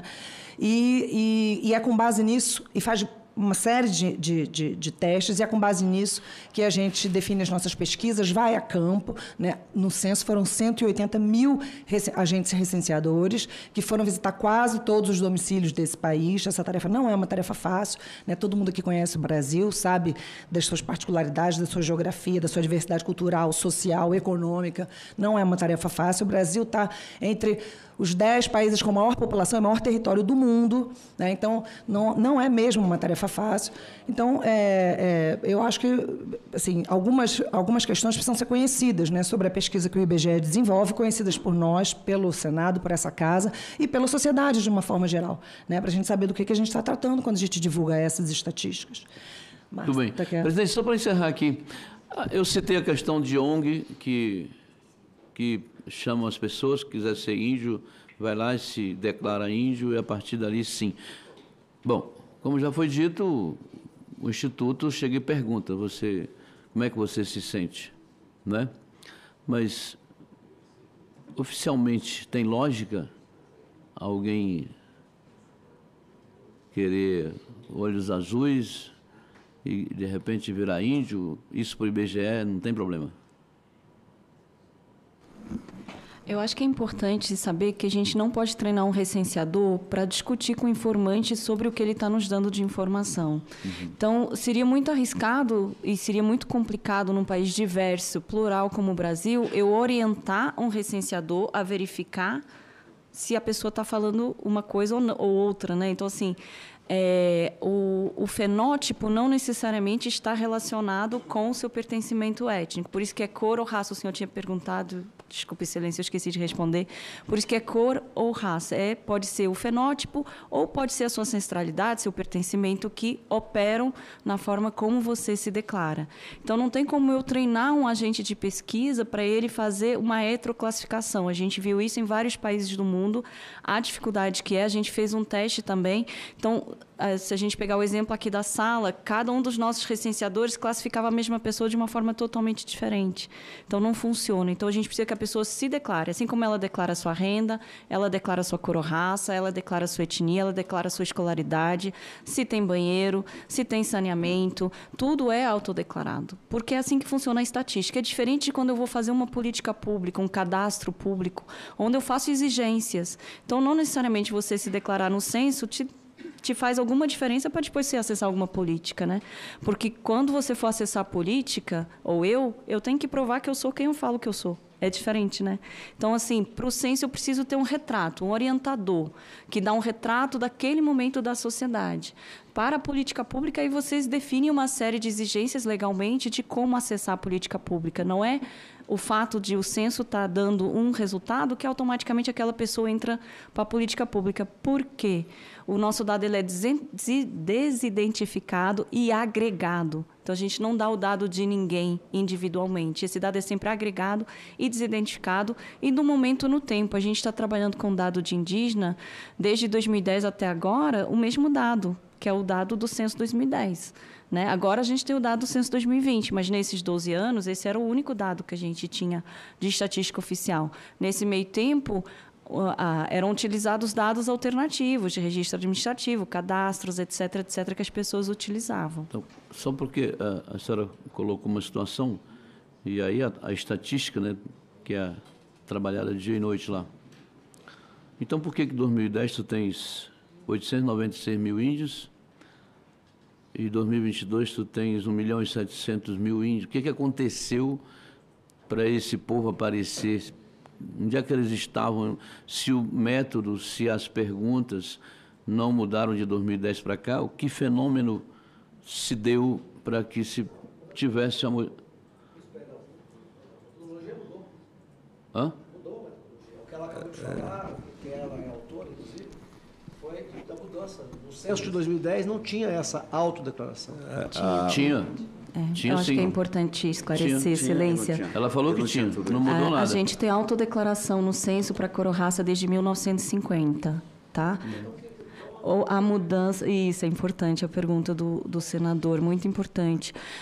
A gente tem algumas mudanças. A gente tem um crescimento vegetativo, que é esperado entre 20%. A gente ainda não sabe quanto vai ser, né? Porque a gente precisa dos outros dados que vão sendo divulgados. Né? O IBGE vai divulgando aos poucos seus dados. A gente vai precisar de fecundidade, mortalidade e migração para a gente saber exatamente o que é o crescimento demográfico. Ou seja, a população indígena, principalmente dentro das terras indígenas, tende a ter uma dinâmica sociodemográfica diferenciada. Mais filhos, mais gente morando junto, etc., etc. Então, tem uma pequena parte dessa alteração que se deve a isso. Tem uma parte que se deve a uma grande melhoria no nosso sistema de cartografia censitária. A gente passa, o meu colega que trabalha com essa área, a gente passa do que seria uma máquina analógica de fotografia para uma máquina digital extraqualificada. A gente passa a ter imagens em tempo real a partir do acesso às imagens Planet da Polícia Federal, geosserviços de imagem de alta qualidade que nos permitem identificar locais que a gente não identificou em 2010. Não é que a gente não fez um bom trabalho em 2010, a gente fez o possível que a gente tinha com a informação que a gente tinha em 2010. Então, a gente tem várias críticas que teve áreas que a gente não visitou, teve aldeias que a gente não foi em 2010 e a gente conseguiu ir nesse censo justamente porque a gente teve uma cartografia censitária muito mais detalhada. A gente teve um crescimento de 338 setores censitários indígenas que a gente pôde identificar através de um melhor conhecimento do território nacional. Tanto que a gente tem aumento de população em alguns municípios graças a esse trabalho mais aperfeiçoado que a gente fez de população como um todo, né? Não só de população indígena.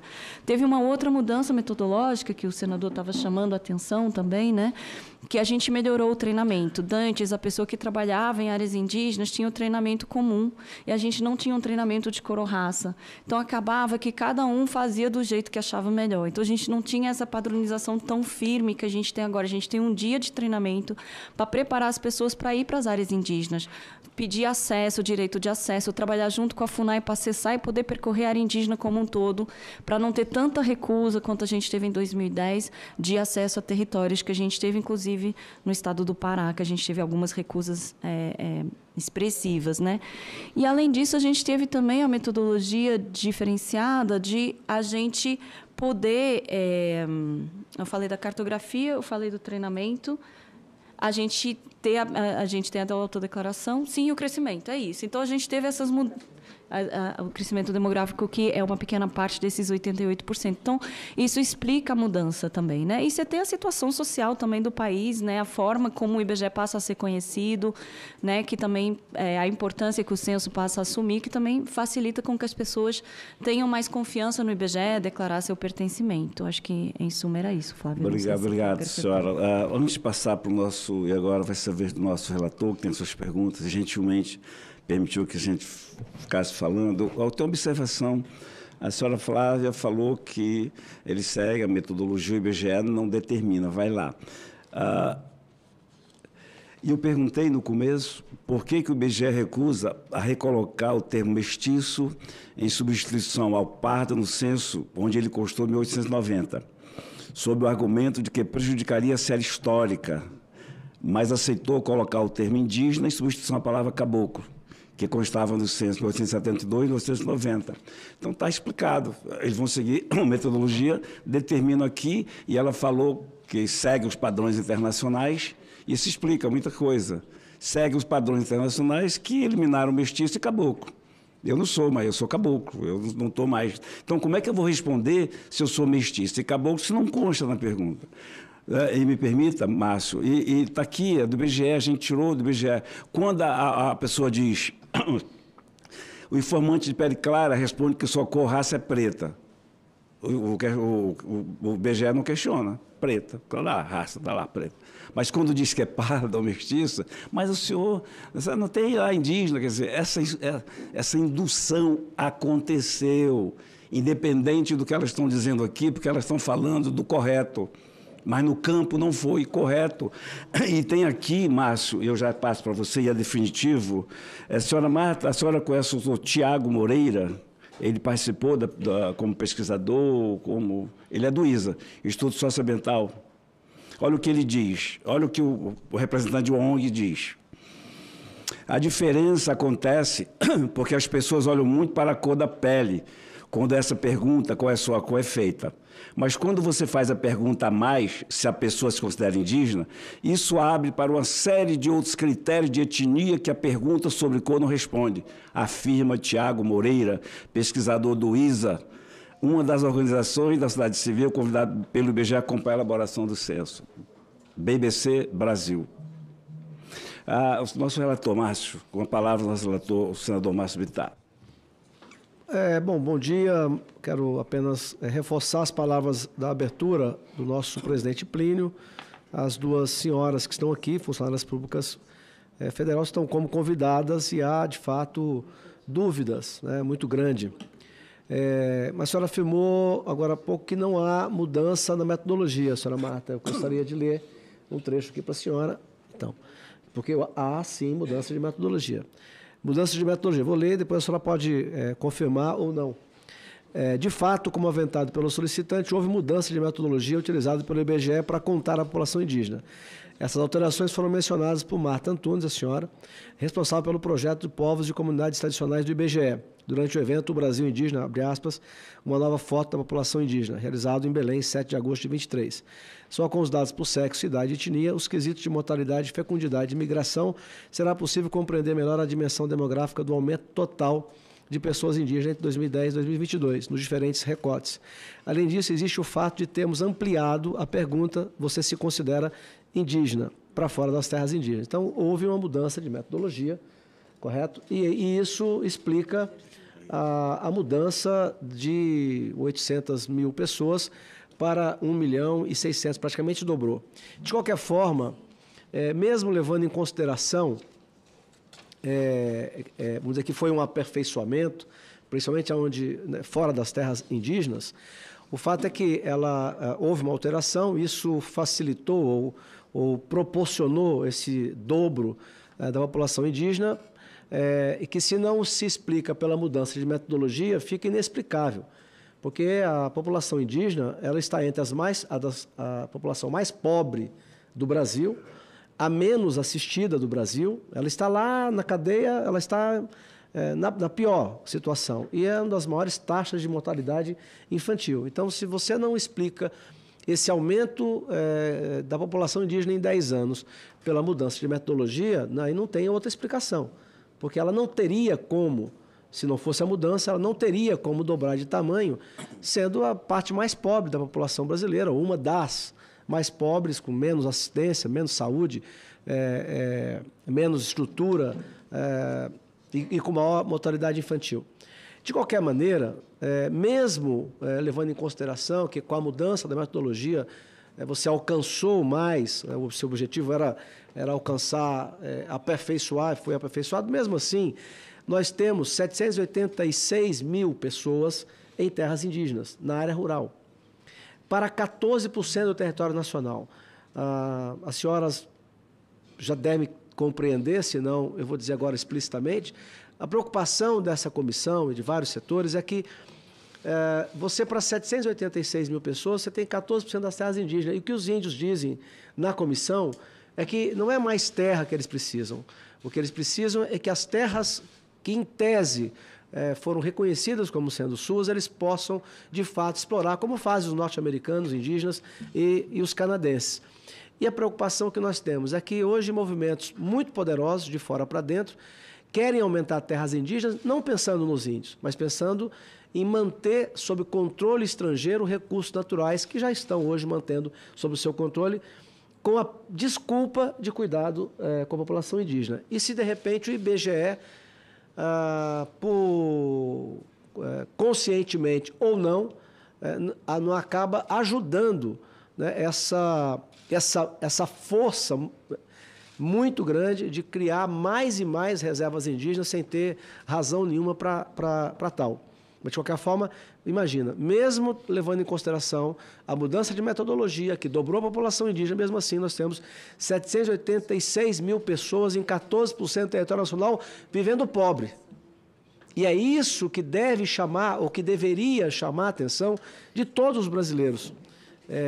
Eu muitas vezes entendo, eu tenho irmãs funcionárias públicas federais, e com todo o respeito que eu tenho, passaram em concursos públicos, mas como depois que se passa no concurso público, você é praticamente intocável, né, independente de resultado, independente de mérito, você passa a ser praticamente intocável. Eu acho que o servidor público no Brasil Federal vive numa bolha. E mesmo que não seja intencional, quando ele acaba ajudando a fazer uma amostragem que facilita a entrega de mais território nacional a forças estrangeiras, devia ser motivo de preocupação, inclusive, deles. Mas a gente não sabia que viriam as duas, foi muito bom que viessem. Senhora Marta, a senhora presta ou prestou consultoria a ONGs? Eu trabalhei no passado, antes de entrar no IBGE, sim. A senhora poderia dizer quais ONGs? Eu trabalhei na ActionAid Brasil. A senhora poderia dizer um pouco qual o conteúdo das consultorias a essa ONG? Eu fui funcionária, né? Eu fazia acompanhamento de projetos de desenvolvimento da agricultura familiar e agroecologia. A gente basicamente fazia captação de recurso. O projeto para a finalidade da ONG basicamente era? Era combate à pobreza. Envolve o Brasil inteiro, a Amazônia, a população indígena. Não, eu trabalhava na região do semiárido. A senhora poderia dizer quanto recebeu nessas consultorias? Ou quanto recebia nessas consultorias? Qual era o meu salário? Sim. Era... Direto ou indiretamente? Deixa eu pensar que eu já nem lembro, já tem tanto tempo. Não é obrigado. Ah, tá. Não, eu não lembro quanto era, mas é bem menos que eu recebo agora. Agora já não presta mais essas consultorias. Tá? E já respondeu, não prestava essas consultorias enquanto estava no IBGE? Não, para ActionAid não. A senhora mencionou a existência de seminário para definir metodologia. A senhora não acha que um seminário, como qualquer outro encontro, pode ser manipulado? A senhora não acha que faltaria rigor científico para definir a metodologia no seminário? A senhora mencionou a existência de um seminário para definir a metodologia das perguntas, do questionário do IBGE. Não é falta de rigor científico decidir isso no seminário? Não, acho que é importante explicar algumas coisas que o senador fez algumas perguntas, que é importante explicar algumas coisas. Primeiro, sobre a mudança de metodologia. Não mudou o critério da autodeclaração, né? Mas, como eu falei, mudou a cartografia, o treinamento, e sim, teve uma ampliação do se considera, mas essa ampliação é responsável apenas por 55% do aumento de população indígena, tá? Então, ele não corresponde, por isso que a gente fala que é um conjunto de fatores. O IBGE define as metodologias internamente no IBGE. A gente faz seminários de consulta para entender como que os órgãos estão pensando, ter alguns insumos, ver as críticas que o IBGE recebe e aí poder depois pensar tecnicamente as soluções que atendem essas críticas ou não, né? Do ponto de vista do rigor técnico que o IBGE possa aplicar nos padrões internacionais e nacionais de produção de estatística pública. O Instituto Socioambiental participou dessas consultas, participou desses encontros para estabelecer a metodologia?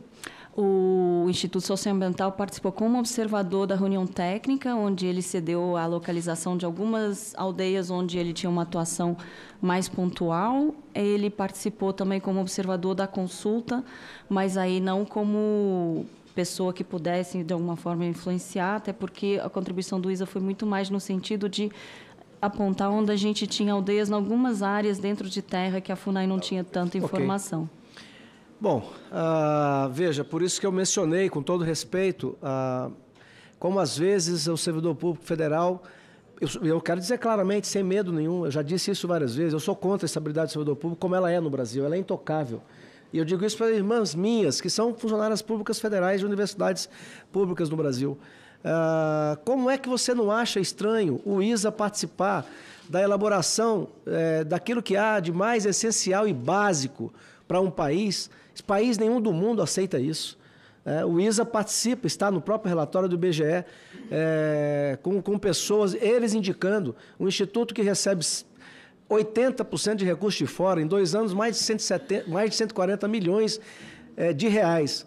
Mas isso não parece estranho aos olhos das pessoas que conduzem o IBGE e conduzem o questionamento para levantar, como disse o senador Zequinha Marinho, as estatísticas e os números que deveriam ser os mais confiáveis do país. Mas, enfim, vamos lá. Segundo o IBGE, em 2022, o número de indígenas residentes no Brasil era de 1.693.000. Foi esse aumento que a gente menciona, o que representa 0,83% da população total do país. Em 2010, 10 anos anteriores, 12 anos, o IBGE apontava 896 mil indígenas, ou seja, 0,47% total dos residentes no território nacional. Significa que esse contingente teve uma ampliação de 88, como ela própria mencionou aqui nos slides lá no começo, desde o censo demográfico anterior, ao passo que a população brasileira cresceu apenas 6,5%. Por isso que, claro, que houve uma mudança, porque não tem como.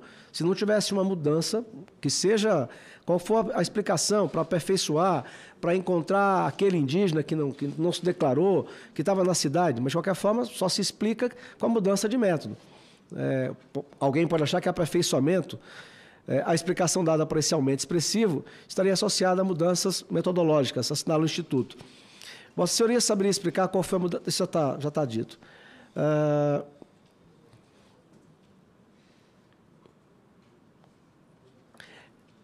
Agora, perguntando, senhora Marta, de forma mais objetiva, ou para as duas, qualquer uma das que queira responder, qual foi o papel da FUNAI na mudança de coleta dos dados do IBGE junto aos indígenas, as mudanças que a gente mencionou agora há pouco. A FUNAI tem um papel importante nisso? Qual seria o papel da FUNAI nisso?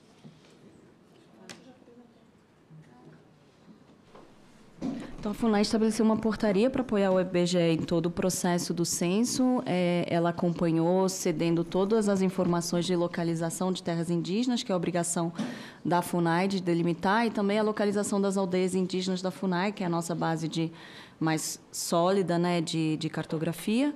A FUNAI apoiou a gente também no acesso às terras indígenas e no percurso nas terras indígenas.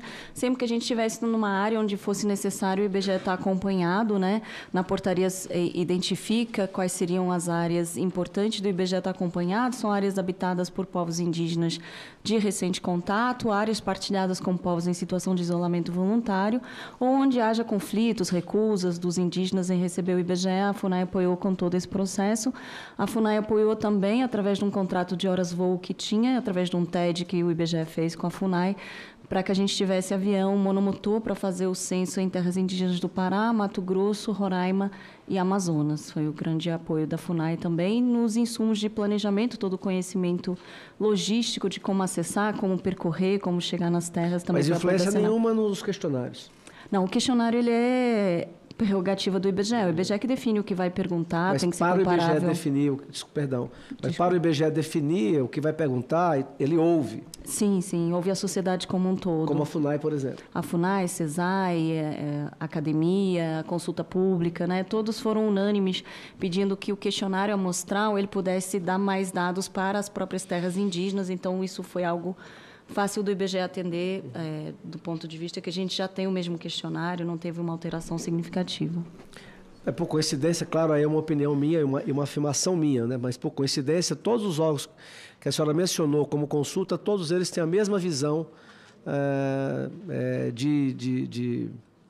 que segregou os índios, que criou um monte de terra indígena, segregando índios, e tutelando índios, né? Então, quer dizer, o IBGE acaba ouvindo e consultando. E quando fala em consulta pública, quem é que se mobiliza para a consulta pública? A militância.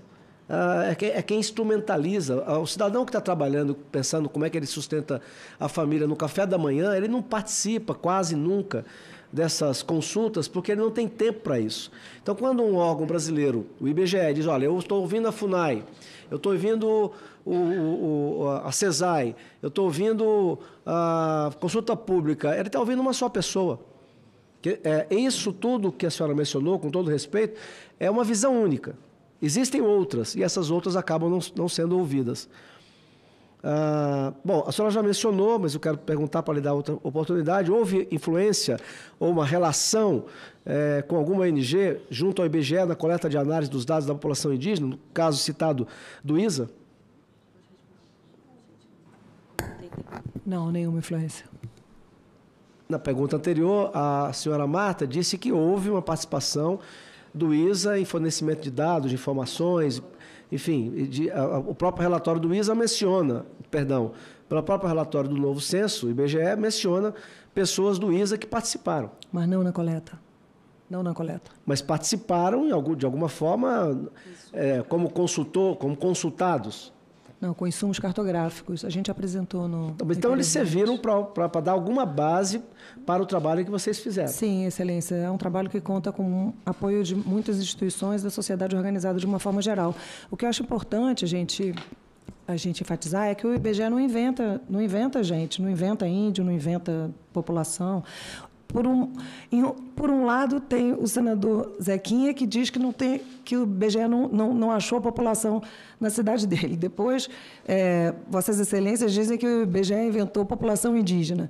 Então, o IBGE vai a campo e conta, e da melhor forma possível, de acordo com a tecnologia disponível no momento. A gente teve um salto tecnológico de 2010 para 2022, que nos possibilitou encontrar populações em territórios que anteriormente a gente não encontrava, porque a gente não tinha esse mapeamento. conhecimento.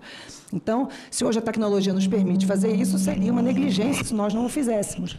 Então, o IBGE foi a todos os lugares onde havia indícios de que havia domicílios, que é a nossa unidade de investigação, e lá estivemos, e lá aplicamos o questionário, e por isso, e com todos esses fatores que a Marta acabou de falar sobre as mudanças na pesquisa que metodológicas não houve, mas que tem uma questão demográfica que a gente observa na população indígena. Então, tudo isso impactou nos resultados. Olha, a senhora me desculpa, me perdoe se eu fui mal entendido. Em momento algum eu disse que vocês inventaram a população indígena. O que eu digo é que houve uma mudança, porque não há outra explicação em 10 anos da população indígena ter dobrado de tamanho se não houve mudança. Tá? Que pode ser entendido por vocês, que são funcionários de carreira, por um aperfeiçoamento, pessoas que não estavam sendo detectadas e foram detectadas. Agora, eu posso e tenho o direito de entender que quando vocês ouvem um instituto como o ISA, Instituto Socioambiental, que recebe em 2 anos 140 e poucos milhões de reais, sendo 80% de fora, de países que têm interesse e que influenciam concretamente a política, principalmente na Amazônia brasileira, eu acho essa uma relação promíscua. Eu acho uma relação equivocada. Eu não acho que um órgão como o ISA pode ter esse assento sendo consultado para ajudar a fazer o trabalho de levantamento de dados, de informações no território nacional. Agora, não disse em momento algum que o IBGE está inventando a população indígena, não. Eu digo que, coincidentemente, o resultado do último censo reforça a política que eu considero irracional. Por exemplo, lá em Altazes, onde se descobriu mais uma área de reserva de potássio, aumentou a população indígena, por coincidência, em 48% naquela região, e isso está dando base para tentar criar uma outra reserva indígena em cima de uma outra reserva de mina de potássio. É uma claríssima interferência internacional sobre os recursos naturais. Aliás, essa história se repete. Isso é assim em toda a história, só mudou a forma. Eu considero, como diz o senador Plínio, um novo colonialismo, um neocolonialismo. Mas não houve nenhum contrato formal entre o ISA e o IBGE.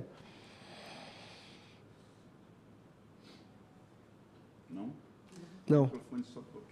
Fica registrado, né? Não houve. Só para constar, além do ISA, que foi, de certa forma, envolvido, consultado, prestou algum serviço, além do ISA, não houve mais nenhuma ONG. Consta na publicação, a gente consultou no sentido de obter insumos 3 organizações, né? O ISA, o IEPE e o outro eu esqueci o nome, mas que trabalha com os Guarani, para a gente poder ter insumos numas áreas onde a gente não tinha insumos de cartografia para poder trabalhar a base. É importante salientar que esses insumos eles não são tidos como um dado verdadeiro, real. A gente faz todo um tratamento, a gente junta esses dados com os dados da FUNAI, da CESAI, com os dados do próprio IBGE, dos outros censos, da Declaração de Cor-Raça de 2010.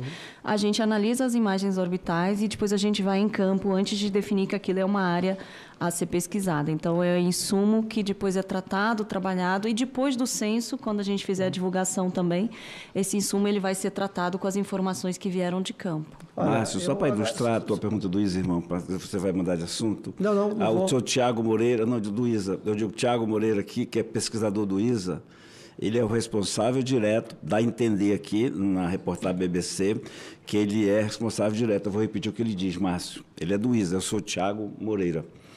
A diferença, explicando essas coisas, quem está querendo entender, acontece porque as pessoas olham muito para a cor da pele quando essa pergunta é feita, qual a sua cor é feita. Mas quando você faz a pergunta a mais, se a pessoa se considera indígena, isso abre para uma série de outros critérios de etnia, que a pergunta sobre cor não responde. Está claro aqui. Então, quando você trata, você não se sente indígena, quando abre indígena, vai só para ilustrar que o ISA participou efetivamente com o senhor Tiago Moreira, Márcio. Não, e de certa forma, a senhora Marta, quando diz que entidades não governamentais, e aí o Fernando Henrique Cardoso, em alguma coisa eu concordo com ele nessa questão, quando ele disse que não devia se chamar organização não governamental, e sim neogovernamental. Mas a senhora própria acaba de dizer que esses órgãos, como o ISA, ajudam a dizer, de uma forma muito clara, aonde deve ser pesquisado. Então, a influência é clara. E eu acho um absurdo, acho que país nenhum do mundo aceita que um órgão como este, que recebe recursos de fora, aliás, tive a oportunidade de perguntar, né? E todos eles são relacionados à questão indígena e à questão do meio ambiente. E eu até perguntava a eles todos aqui, que entendem, né, que a mudança climática é provocada pelo homem e que, se não tomarmos cuidado, isso pode causar a impossibilidade da continuidade da vida humana na Terra. E aí eu perguntava, mas quem é que joga mais CO2 no planeta? É o Brasil inteiro ou a Noruega, que vive com 51% do seu PIB de petróleo e gás e mandou perfurar mais? É a Noruega. Vocês têm alguma crítica a eles? Não, não tem, porque recebem dinheiro deles. Como é que você vai criticar alguém que você está recebendo? Como é que esses institutos, né, e um deles o ISA, como é que vai criticar os países que mais poluem e que estão aumentando a extração de petróleo e gás agora, como a Inglaterra está fazendo, como os Estados Unidos estão fazendo, como a Alemanha que está queimando carvão? Como é que eles vão criticar aqueles que fornecem, que dão dinheiro para eles? E aí uma entidade dessa participa, sim, junto com o IBGE, na política mais básica e mais fundamental do Brasil, que é a coleta de dados, de informações que vão ser a base de toda a política nacional. Para terminar, não, já foi dito, mas se quiserem, só para ficar mais registrado, quais as orientações recebidas pelos pesquisadores para separar mestiço, mas já disse que a palavra mestiço já foi substituída por pardo, foi isso? Dos indígenas, quanto à autodeclaração, quando ela não funcionava, demais o pesquisador tinha como deixar registrado que a autodeclaração foi substituída por heterodeclaração do pesquisador. Termino e dizendo aquilo que Plínio sempre faz questão de ressaltar, o nosso presidente, né? Não há aqui, acho que há uma clara já constatação, aqui não há nenhum outro objetivo que não seja a preocupação, e a CPI foi instalada muito baseado nisso, de perda de soberania nacional. Políticas públicas sendo desenvolvidas no Brasil, atendendo mais a interesses estrangeiros do que mesmo aos interesses nacionais. E o convite ao IBGE é para que a gente possa elaborar um relatório que mostre à população brasileira, de forma geral, um pouco daquilo que talvez a maior parte ainda não esteja sabendo. Eu termino as perguntas agradecendo a vinda das duas funcionárias dignas do IBGE e dizendo, com todo respeito, que para mim está claro a participação de ONGs na política nacional de levantamento de dados mais importantes que o país tem, feitas pelo IBGE. Mas muito obrigado pela presença. Eu agradeço ao nosso relator, o senador Márcio Bittar, já vamos encerrar, mas antes eu preciso fazer uma pergunta, a senhora Marta e a senhora Flávia, do movimento mestiço do Amazonas. Por que o IBGE atua em Manaus, território étnico do povo mestiço? Lá tem uma lei que reconhece o mestiço como etnia. Tem uma lei em Manaus, na lei orgânica do município. Reconhecido como tal pela lei orgânica do município, visando a promover que mestiços passem a declarar-se indígenas. Não seria tipo eu dar duas opções, chegar para minha filha e não quero que ela torça pelo Flamengo, eu digo, minha filha, você pode, o time que você quiser, Botafogo, Fluminense e Vasco. Menos o Flamengo. Menos o Flamengo, ela não vai ser flamenguista nunca. É o que aconteceu aqui, né? Sempre que você respondia pardo, tinha outro questionamento. Mas você não tem raízes indígenas, quando se declarava negro ou branco, não tinha questionamento nenhum. Aquela pergunta que eles fazem de apoio, mas isso é um comentário, vamos fazer depois. A senhora Marta, a senhora fala, temos a agradecer, e se quiser acrescentar, se a senhora quiser acrescentar algo, só temos a agradecer, liberá-las, agradecer, reiterando sempre. Eu espero que não tenhamos considerado aqui né? São nossas convidadas. Sempre, se quiser se despedir, aí ficam liberadas depois do encerramento. Agradecer o convite, né? O IBGE está sempre à disposição e foi um prazer estar aqui com os senhores, Vossas Excelências, hoje. Obrigado. Marta. Então, queria agradecer ao convite. A gente, como a Marta falou, a gente está à disposição para elucidar qualquer dúvida, esclarecer e sempre que for necessário pode nos chamar. Obrigada a todos. Obrigado, senhora. Falar. Senhora Zequinha. Apenas para registrar um aspecto, a gente não está questionando a pessoa das senhoras aqui, né? Naturalmente, essa casa tem a obrigação de avançar para trabalhar a questão da formulação de tudo isso, né? Sabemos que é ciência, sabemos que é tecnologia, que é uma série de coisas envolvidas. Essa passada por aqui hoje, apenas para satisfazer essa questão de dados e informações em cima da CPI que nós estamos elaborando, naturalmente não vai, digamos, dispensar uma audiência pública sobre o censo do ano passado, não apenas questão indígena, porque realmente, né, se você acompanha aqui os dados, aí de repente você vê dobrar, naturalmente vai haver um questionamento.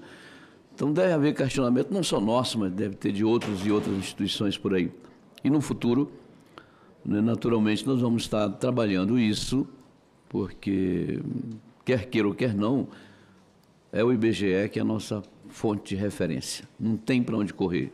Não dá para ir ali perguntar para o fulano, não dá para ir, não. Nós temos que ter nos senhores, na instituição, não é, essa fonte de referência.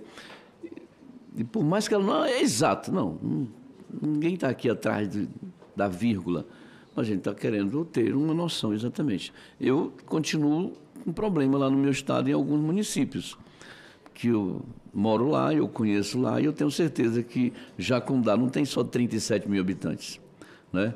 Rondon está com um número que realmente agora, no começo, quando publicaram, estava lá embaixo. Aí, aquela zoada danada, não sei o que aconteceu, que está lá com 53 mil habitantes. Ótimo, está dentro daquilo da expectativa.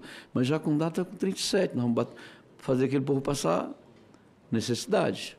Por mais que o território seja encolhido ali, né, porque fizeram um erro no passado, a gente não sei como vamos sobreviver, né? Aí cai tudo, agora cai um monte de repasses, junta uma coisa com a outra, cai porque caiu no número de habitantes, agora cai porque o dinheiro está realmente muito pouco.